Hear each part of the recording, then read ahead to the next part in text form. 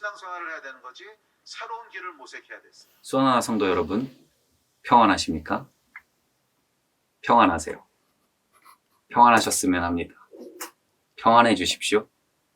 평안합시다.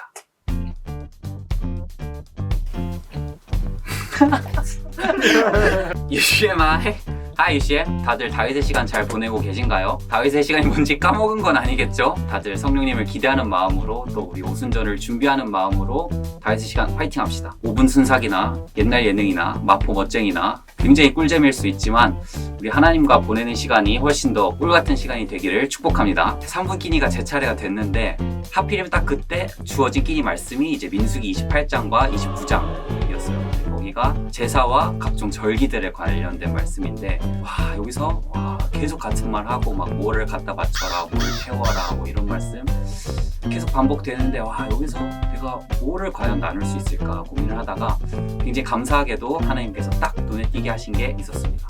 그건 바로 이스라엘 백성들이 그때 당시에 처해 있던 어떤 상황들이었어요. 어떤 상황이었냐, 이제 모세도 곧 죽을 거라고 하나님이 말씀하셨고, 너도 이 형 아론처럼 죽을 거다 말씀하셨고, 가나안 땅 정복을 눈앞에 두고 있는데 발람의 꾀에 넘어가서 그 모압 백성과 여인들과 음란의 죄에 빠져가지고 수만 명이 죽었어요. 근데 또 비나스가 빡 해가지고 이제 딱 하나님 진도가 멈추긴 했지만 이미 수만 명이 죽은 상태. 모세라는 어떤 리더십에서 여호수아라는 새로운 리더십으로 넘어가는 타이밍이기도 하고, 굉장히 이스라엘 백성들의 이런 여러 가지 사건들을 봤을 때 어수선하고 혼란스럽고 무슨 일이 생길지 모르겠고, 어떻게 보면 또 새로운 리더십에 대한 기대감, 또 마침내 40년의 강화 생활을 끝내고 가나안 땅으로 들어갈 거라는 어떤 그 기대감에 차 있을 수도 있고, 한 가지 분명한 것은 이스라엘 백성들은 당시에 정말 한 치 앞도 모르는 상황이 있었다.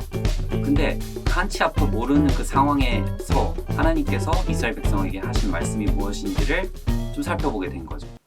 28장서부터 하나님께서 쭉 하시는 말씀이 어떤 새로운 전략이나 새로운 전술 이런 게 전혀 아니고, 갑자기 절기와 제사들에 관한 말씀을 2장 걸쳐서 길게 나열을 하기 시작하신다는 거죠. 하나님은 왜 이 타이밍에 이런 말씀을 하셨을까? 인사이트가 있었던 것은 상번제라는 거였어요.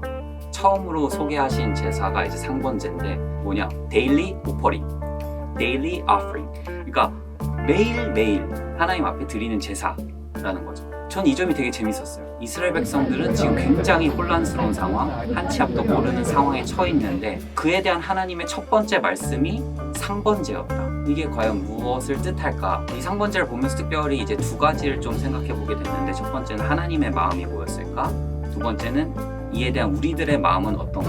이스라엘 백성이 이런 굉장히 혼란스러운 상황에 처해 있었음에도 하나님은 그들에게 해주신 대답이 어떤 새로운 전략과 전술이 아니라 매일매일 내 앞에 나아오라, 이거였다는 거죠. 너희가 처한 그 모든 상황, 혼란스러운 상황, 한 치 앞도 모르는 그 상황에 대한 모든 답이 내 앞에 나올 때 거기서부터 주어질 것이다. 그 평안이 거기서부터 주어질 것이다. 이런 어떤 하나님의 마음이 좀 느껴졌어요. 어떤 그 제사, 제물 그 자체에 하나님의 마음이 있었다기보다는 하나님 앞에 매일매일 나오기를 바라는 그 하나님의 마음이 첫 번째로 느껴졌고, 이게 만약 하나님의 마음이라면 우리들의 마음은 어떤, 매일매일 드려지는 제사임에도 불구하고 하나님은 양 2마리씩을 꼭 요구하세요. 이게 1년이면 양 730마리, 730마리. 그것도 1년 된 흠이 없는 양 730마리. 너무 어떻게 보면 굉장히 낭비처럼 느껴질 수도 있고, 하나님이 진짜 이스라엘 백성을 위하신다면 그것 좀 더 한 점이라도 더 나눠 먹게 해주던지 이럴 수도 있는 건데, 하나님께서는 우리 마음의 중심이 어디 있는지를 보기를 원하셨다는 생각이 좀 있었어요. 내가 하나님 앞에 나아갈 때 무엇을 드릴 것인가를 고민하게 하셨다는 거죠. 이걸 보면서 나는 하나님 앞에 어떤 자세로 나아가고 있는가, 하나님 앞에 매일매일 드리는 1시간, 2시간이 낭비처럼 느껴지고 있지는 않은가.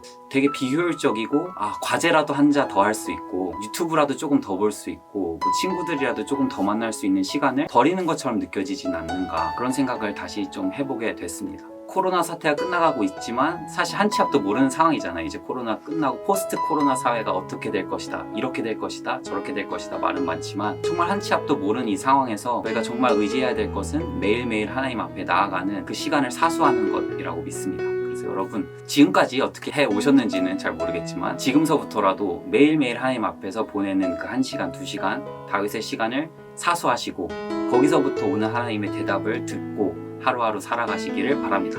빠이.